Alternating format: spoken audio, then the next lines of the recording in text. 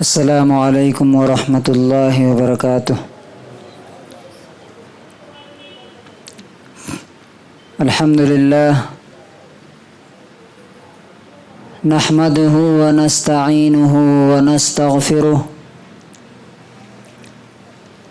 ونؤمن به ونتوکل علیہ ونعوذ باللہ من شرور انفسنا ومن سیئات اعمالنا من يهده الله فلا مضل له ومن يضلله فلا هادي له ونشهد أن لا إله إلا الله وحده لا شريك له ونشهد أن سيدنا ومولانا محمدا عبده ورسوله أما بعد فأعوذ بالله من الشيطان الرجيم بسم الله الرحمن الرحيم يوم نحشر المتقين إلى الرحمن وفدا ونسوق المجرمين إلى جهنم وردا وقال النبي صلى الله عليه وسلم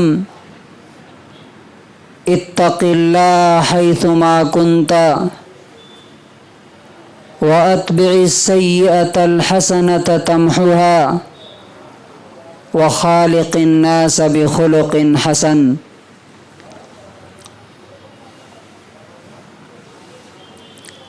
حضرات گرامی، الحمدللہ اللہ کا لاکھ لاکھ شکر اور اس کا احسان ہے کہ اس نے پھر سے ہمیں روزوں کا، تراویح کا اور رمضان کا مہینہ عطا فرمایا۔ بہت سے لوگ جو پچھلے رمضان میں تھے آج وہ اپنے قبروں میں پڑے ہوئے ہیں۔ آپ یاد کیجئے ان لوگوں کو جن کو آپ نے پچھلے رمضان سے اب تک اپنے ہاتھوں سے مٹی کے اندر دفن کر دیا۔ اب وہ لوگ ایک نیکی بھی نہیں کر سکتے۔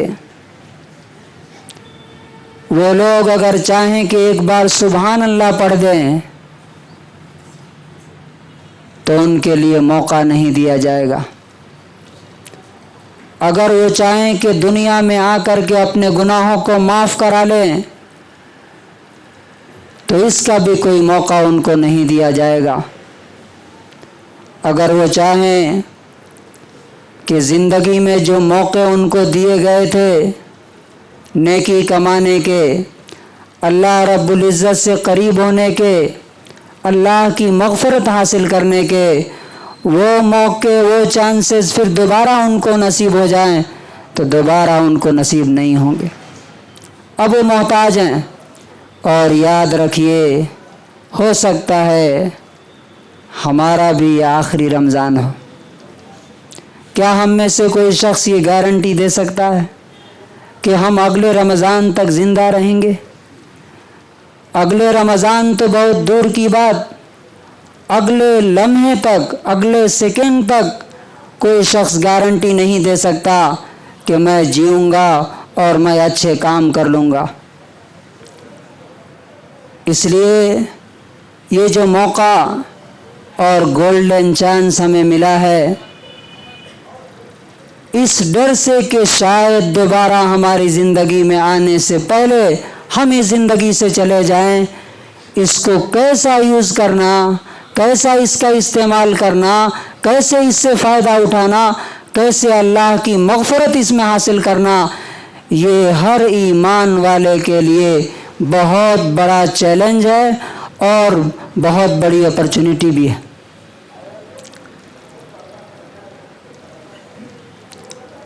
میرے بھائیوں، زندگی بہت ہی غیر یقینی ہے، بہت ہی غیر یقینی. یعنی دنیا میں زندگی سے زیادہ کسی چیز کے بارے میں رسک ہی نہیں ہے. ہم دکان پہ جاتے ہیں تو پوچھتے ہیں اس کی کیا گارنٹی ہے. دکان والا اگر پلٹ کے پوچھ دے آپ کی کیا گارنٹی ہے، اس کا کیا جواب ہوگا؟ کوئی گارنٹی نہیں. اس لیے جو لوگ بھی اس رمضان کو پا چکے ہیں اب یہ طے کریں کہ انشاءاللہ پوری زندگی اب ہم اللہ کی عبادت کریں گے. پوری زندگی اگر ہم نماز نہیں پڑھتے تھے پہلے تو اب نمازوں کی پابندی کریں گے.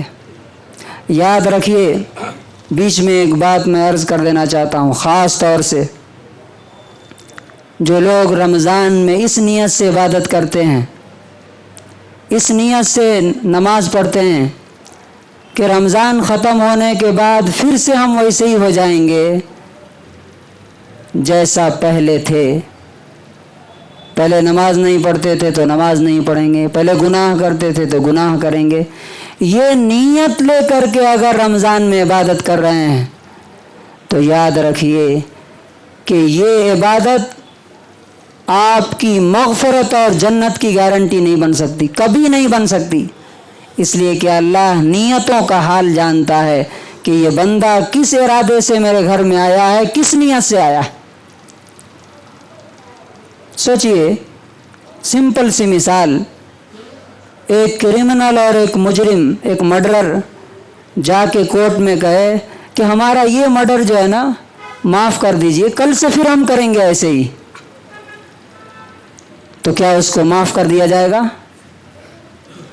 کبھی نہیں معاف کیا جائے گا. بولا جائے گا اس کو سب سے پہلے پکڑو، اس کو اٹھا کے جیل میں ڈالو، اس لیے کہ کل سے پھر یہ کرنے والا ہے وہی حرکت.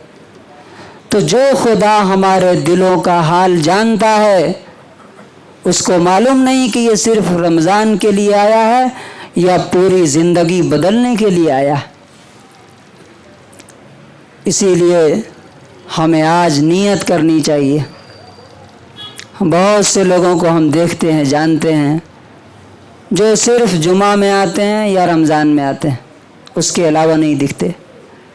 تو یاد رکھیے کہ جس خدا نے آپ کو پیدا کیا ہے، جس خدا نے زندگی دی ہے اور جس خدا کے ہاتھ میں موت ہے، اس سے آپ کا کوئی پل، کوئی لمحہ، کوئی لحظہ اور کوئی سیکنڈ چھپا ہوا نہیں ہے.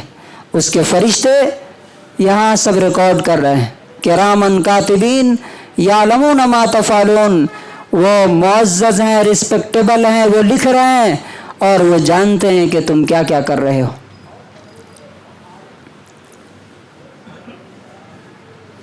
میرے بھائیوں، اس روزے کا مقصد کیا ہے؟ ہم آج اسی پہ بات کریں گے. روزہ اللہ تبارک و تعالیٰ کیا ہمیں بھوکا رکھنے کے لیے کرا رہا ہے، پیاسا رکھنے کے لیے کرا رہا ہے، مصیبت میں ڈالنے کے لیے کرا رہا ہے کیا کہ 13 گھنٹے 14 گھنٹے ہم بھوکا رہے ہیں؟ کیا اللہ تعالیٰ کو اس سے کوئی فائدہ ہے؟ اللہ تبارک و تعالیٰ نے روزے کا مقصد بیان کیا، لعلکم تتقون، تاکہ تم اللہ سے ڈرنے والے اور ایک ڈیفرنٹ انسان بن جاؤ.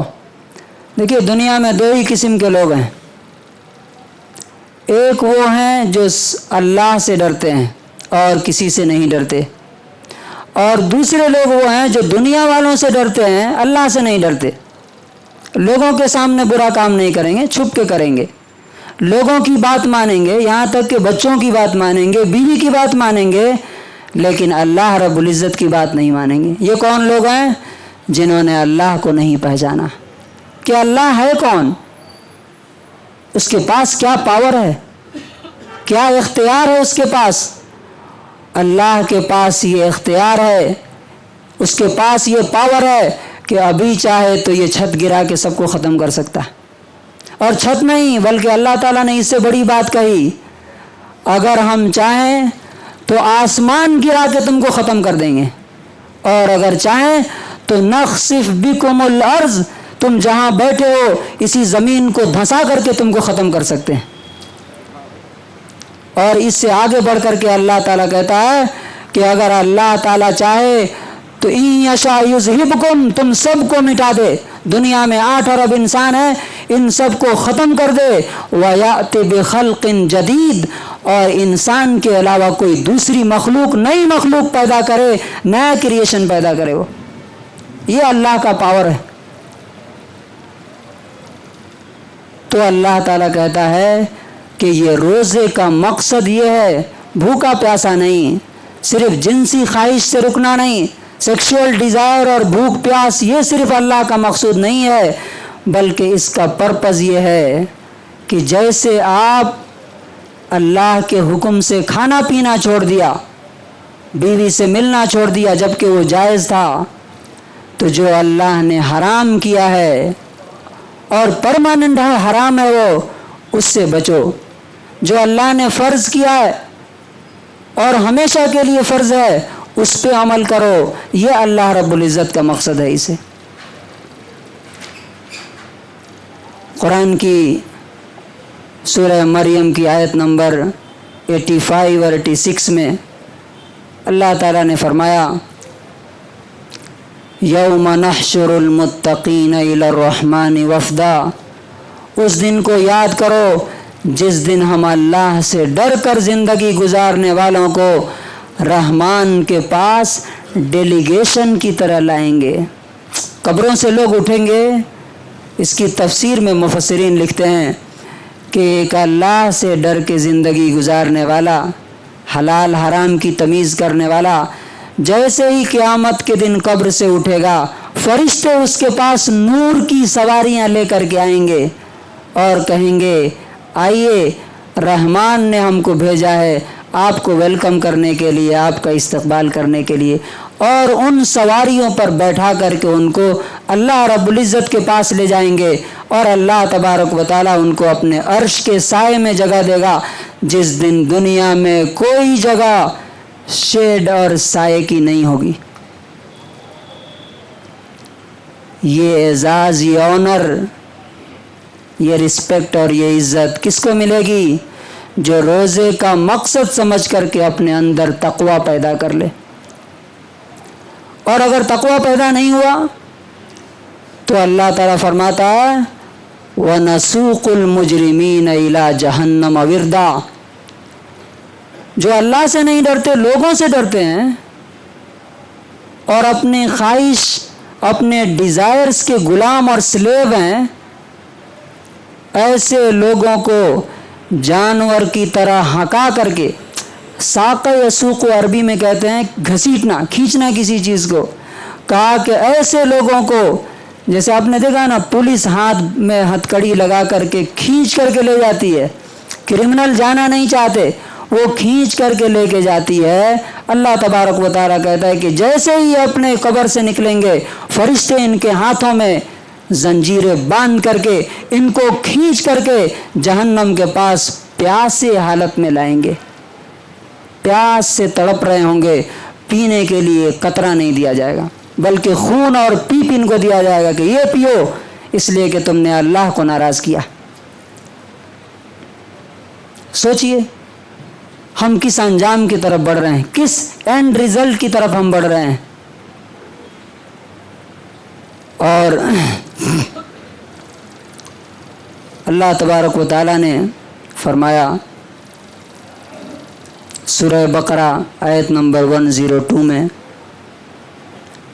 دیکھیے تقوی کیا چیز ہے،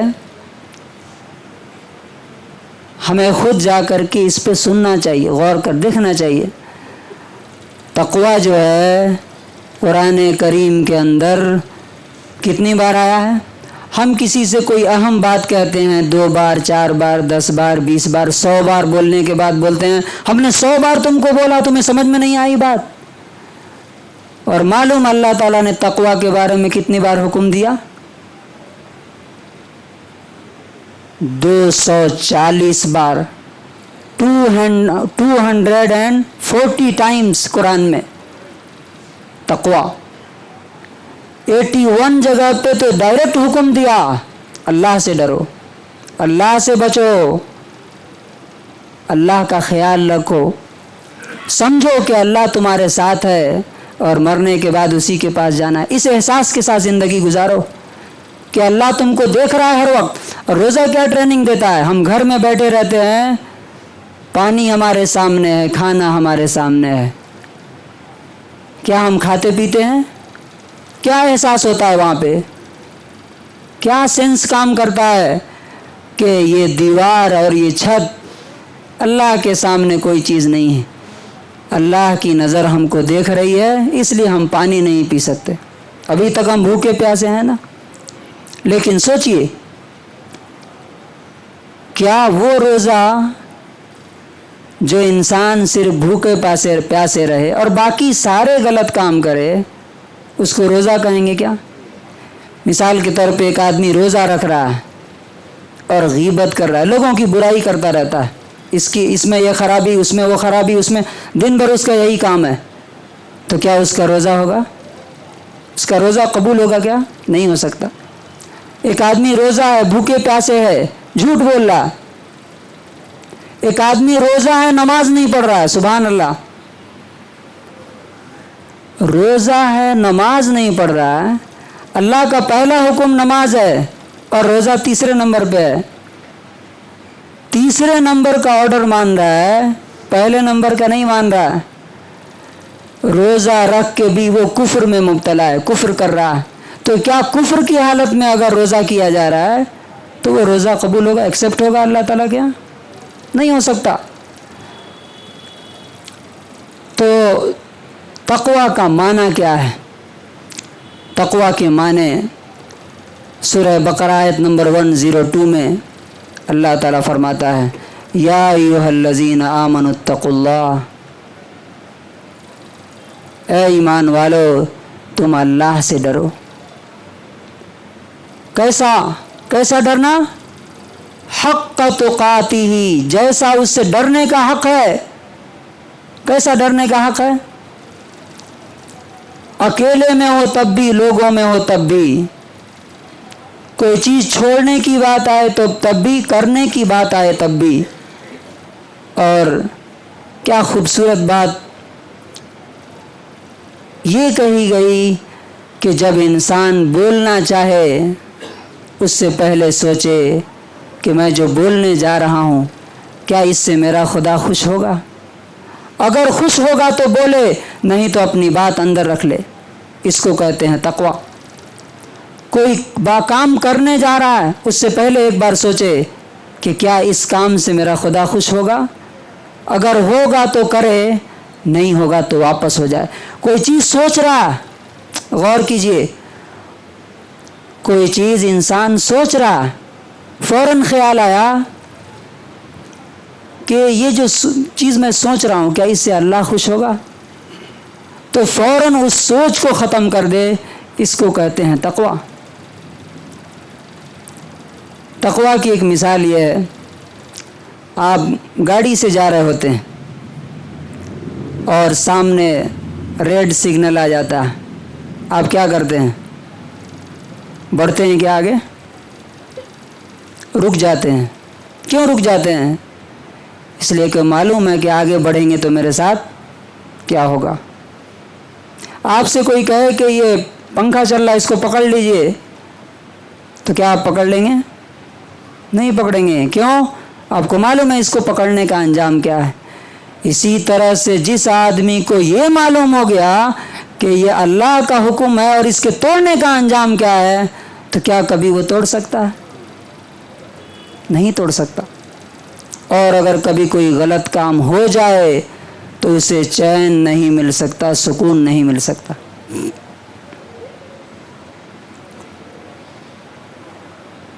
हज़रत अब्दुल्लाह इब्न मसूद रज़ी अल्लाह अन्हु ने फरमाया सूरह बकरा आयत नंबर 102 की तफसीर में कि तक़वा क्या है? तक़वा ये है अन युताअ फला युसा, कि अल्लाह की बात मानी जाए, कभी उसके किसी हुक्म के ख़िलाफ़ ना करे, कोई ऑर्डर तोड़े नहीं उसका अल्लाह का। ये तक़वा है। دوسری چیز ان یذکر فلا ینسا، اللہ کو یاد رکھا جائے، اس کو بھولا نہ جائے۔ اور نمبر 3 ان یشکر فلا یکفر، کہ اللہ کا شکر ادا کیا جائے اور کبھی بھی اس کی ناشکری نہ کی جائے۔ اگر انسان اللہ کا تقوی اس کے اندر آتا ہے تو اس کے اندر کیا کیا چینجز آتے ہیں، کیا تبدیلی آتی ہے۔ نمبر 1، یہ غور سے سنیے، اگر میرے اندر خدا کا تقوی ہوگا تو کیا تبدیلی آئے، کیا چینجز آئیں گے؟ مجھے نیکیوں میں، اچھائیوں میں مزہ آنے لگے گا۔ نماز، قرآن، تسبیح، لوگوں کی خدمت، صدقہ، خیرات، اس میں مزہ آنے لگا۔ اب ایک مثال دیتا ہوں میں آپ کو، سامنے کی مثال، تاکہ آپ کو سمجھ میں آئے۔ بہت سے لوگ جمعہ میں پہلے آتے ہیں اور نمازوں میں بھی آتے ہیں، کہاں بیٹھتے ہیں؟ پیچھے بیٹھتے ہیں، دیوار سے ٹیک لگا کے، یا اور پیچھے وہاں بیٹھتے ہیں۔ جس کے اندر خدا کا تقوی ہوگا، صحابہ کرام ایک دوسرے سے لڑتے ہوئے مطلب فائٹنگ نہیں، کوشش کرتے تھے کہ پہلی صف میں آئے۔ کیوں؟ پہلی صف میں نماز پڑھنے والوں کو خدا پسند کرتا ہے، تو یہ نیکی ہے نا۔ تو جب تقوی آئے گا تو خدا کی پسند آپ کی پسند بن جائے گی۔ مثال کے طور پہ ایک آدمی ہے جو کمپنی میں باس سے ڈرتا ہے، تو وہ جانتا ہے کہ باس کی کیا چیز پسند ہے اور کیا چیز اس کو ناپسند ہے، تو وہ اس کو فالو کرتا ہے۔ اسی طرح سے معلوم ہے کہ اللہ رب العزت کو ناجائز اور حرام کام ناپسند ہیں، تو وہ ان سے اسی طرح بھاگے گا جس طرح سے انسان سانپ اور بچھو سے بچتا ہے۔ تو پہلا چینج جو آئے گا، یہ بہت اہم بات ہے کہ تقوی سنتے رہتے ہیں نا، سمجھ میں نہیں آتا کیا تقوی کیا چیز ہے۔